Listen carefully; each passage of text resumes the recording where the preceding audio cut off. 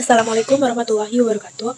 Perkenalkan, nama saya Alfika Nur Safitri, NIM 20226180. Saya dari kelas C, Program Studi Pendidikan Guru Sekolah Dasar. Baik, di sini saya akan menjelaskan secara singkat tentang perkembangan peserta didik. Kata perkembangan dapat didefinisikan menjadi berbagai perubahan yang dialami seseorang menuju tingkat kedewasaannya maupun kematangan, yang pada umumnya terjadi secara sistematis yang memiliki arti saling bergantung antara satu sama lain maupun saling mempengaruhi.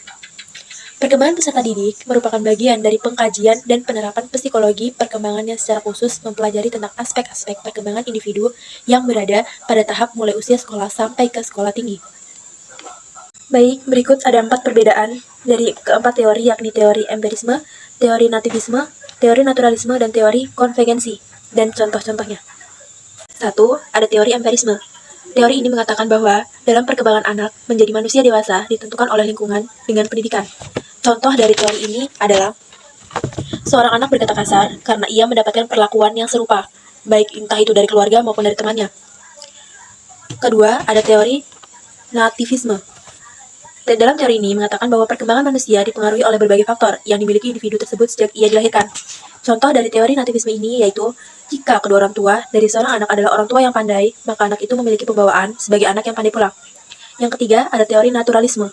Teori ini mengatakan bahwa pendidikan harus dijauhkan dari anak-anak. Seperti diketahui, gagasan naturalisme yang menolak campur tangan pendidikan sampai saat ini malahan terbukti sebaliknya pendidikan makin lama makin diperlukan.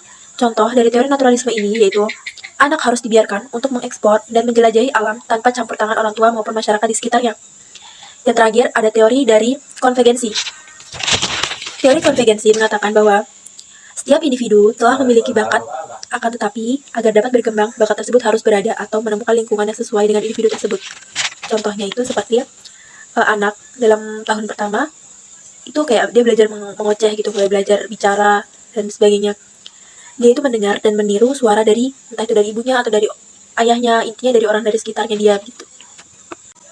Sekian penjelasan singkat dari saya, kurang dan lebihnya mohon dimaafkan. Wabillahi taufiq wal hidayah. Wassalamualaikum warahmatullahi wabarakatuh.